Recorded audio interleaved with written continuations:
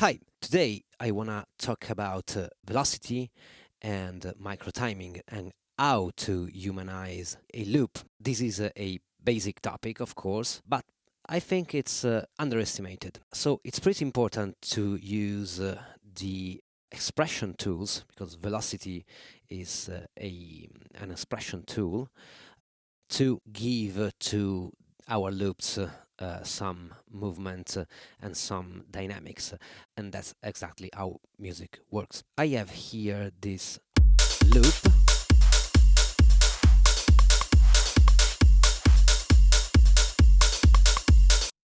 Nothing too special. It's a basic loop I programmed into the sequencer with this samples here. Right now, it's 100% quantized and there's no different velocity. What I want to do is to work a little bit on the single pad or the single sample of this drum loop and show you my perspective on using this really basic tool but really important tools when you are building your loops. On the kick, we don't need to use velocity, or at least I don't use velocity on kicks. It's pretty much 100%. In this case, we have a simple 4 on the floor, so no need to touch the velocity here or the microtiming. Let's start with this hat here. If we take a look on the sequencer, we have 2 bars and the velocity is 100% on every step. So now the thing I want to do is to give some dynamics to this pattern, and I want to accentuate a little bit the second upbeat and fourth upbeat. So let's maybe say 90 and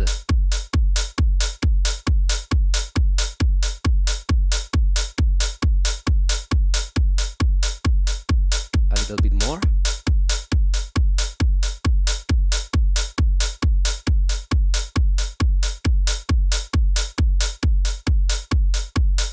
Now we have finished the page, so we need to skip the page and do the same thing.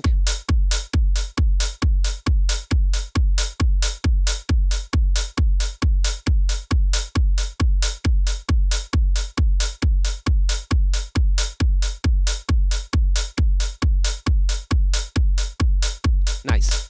And the same goes for the microtiming. So let's enter again into this page here and let's use the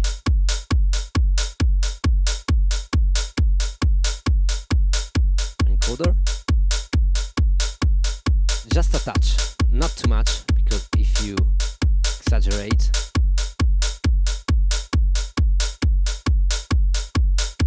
it really shuffle, so it's not what we want. So just a touch, just to shift a little bit.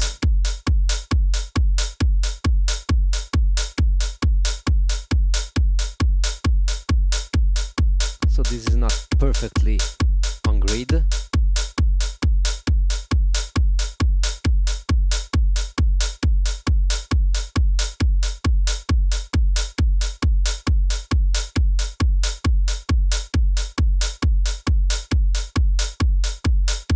Nice.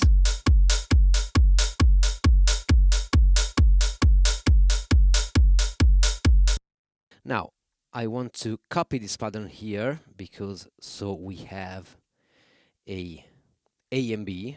So let me change the hat again. Put this on.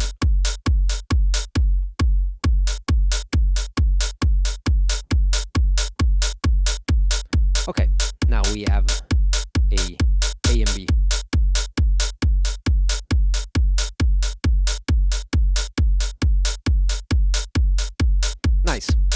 We can continue. Let's activate this.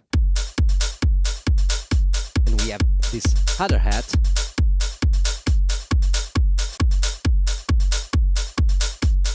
Now we can choose what we wanna accentuate, and since we have on the upbeat the accentuation of the hat, I want to lower a little bit these two. So let's enter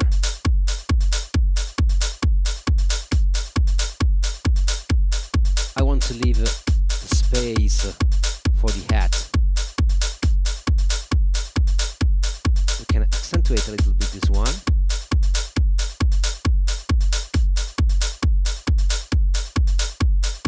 And lower.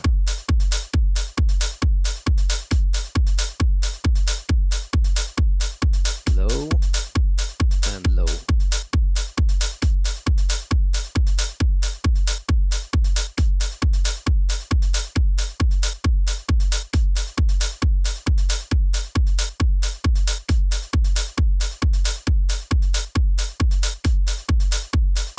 Now, same thing here. So this one I want to accentuate a little bit. Decrease the velocity here and here too.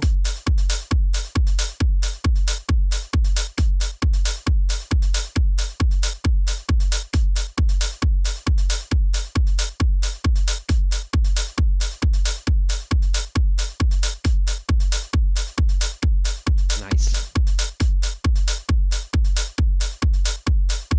It's a lot more lively. And now, since we are here, we can shift a little bit also, just a touch. Some of them, since this is a pretty crowded sequence, we can leave perfectly on grid. Others we can shift. Same thing here.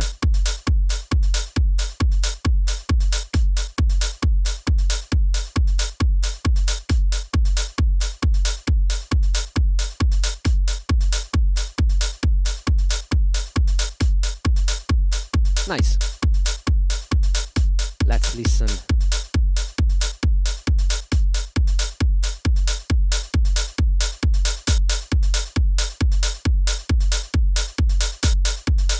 There's something different here. Okay.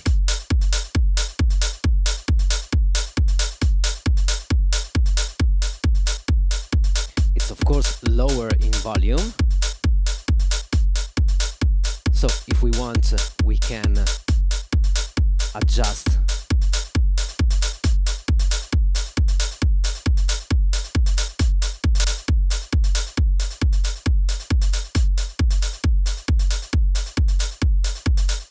Nice.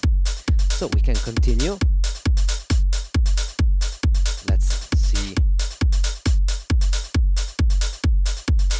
Here we have one trig only, so let's see what happened. This trig only here.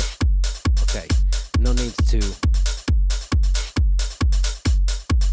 Here, that's another one trig. Maybe we can lower a little bit the volume of this one.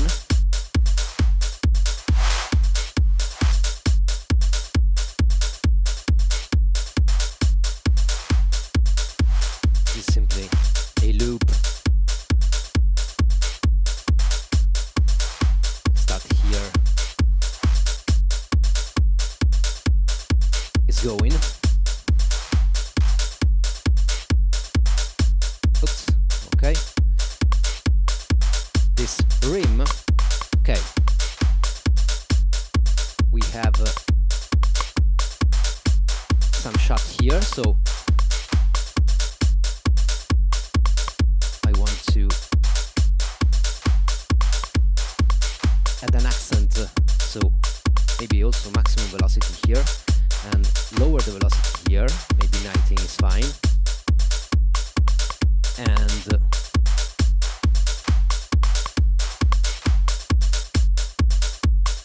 This is the upbeat, so we can leave a little lower.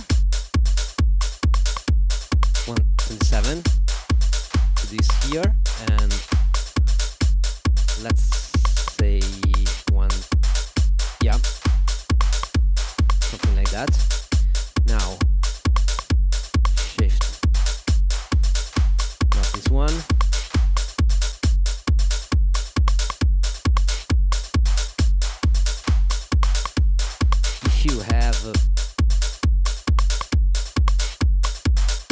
If you have not too crowded sequence, you can use the microtiming a little bit further, so you can be more extreme.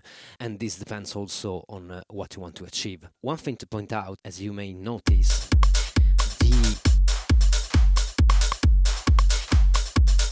microtiming works only on positive. So it can only push the step a little bit more on the right and not on the left. So we can only push the step and not pull timing. There's another way to inject humanization into loops, but for now let's finish this 2 track here, which one is a ride. This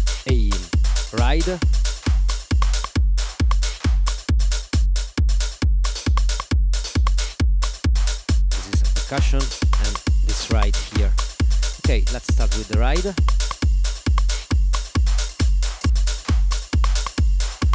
And here is all on the upbeat.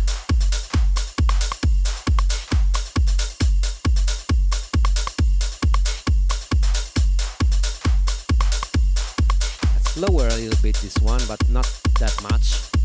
Since the ride is a little wider than the hat, we can leave more on the ride here, because its function is not only percussive but also underneath and gluing all the other hats and high hand percussion together. Maybe we can extend this one.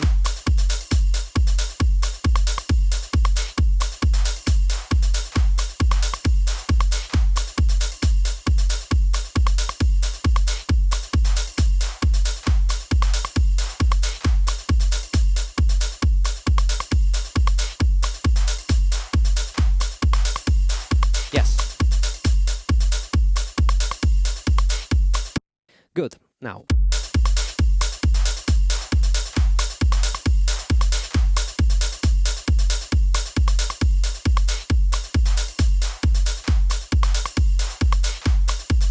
it's a lot more dynamic, right?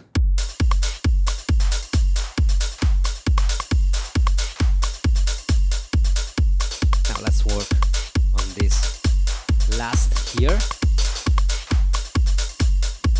We have only 2 steps, so we can easily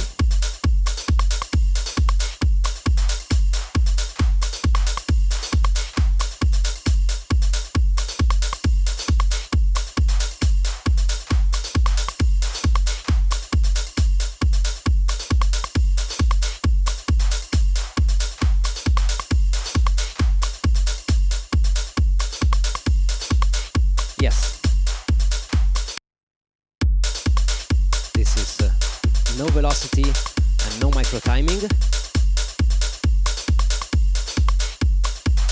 Velocity and microtiming. You don't have to expect a really wild and big difference. It's a matter of little details. And if you take this loop as a bass pattern and you extend this bass pattern, and that's why I have here also other sample, you can start to build some cool stuff.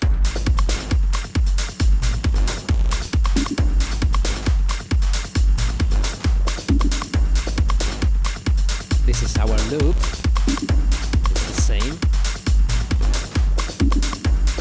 but with some bass and some elements, percussive elements, just to give you a little bit of variety. Of course, this technique can be and have to be applied not only for drums, but for every element of your track. This is only an example on what's my perspective, and especially on drums, it's easy to do a video on that because we have different elements.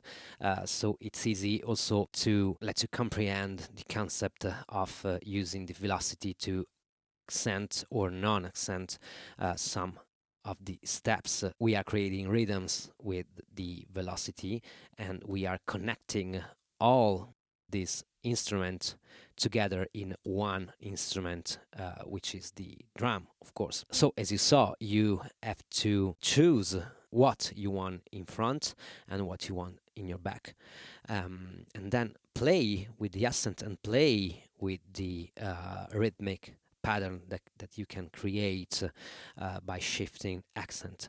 And there's another way to humanize stuff into the ESP. But first of all, I want to resample this 4-bar loop, and I want to place it into a pad.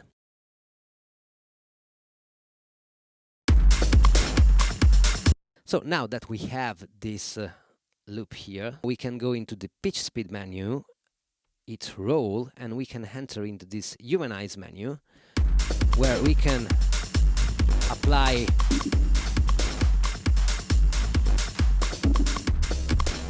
different grooves.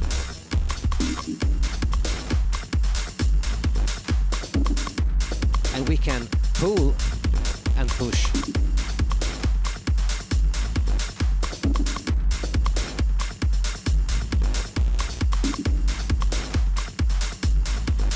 So if you want to achieve a particular result, this is a way to push and pull thing or humanize your loops. As opposed, if you want to use a sequencer, you have to do that manually, as I show you today. As I said, this is a basic concept, but in my opinion, it's really important. That's it for today, and if you need samples or services, check my Gumroad page for your mixing or mastering session. As always, thank you for watching, and see you next time. Bye!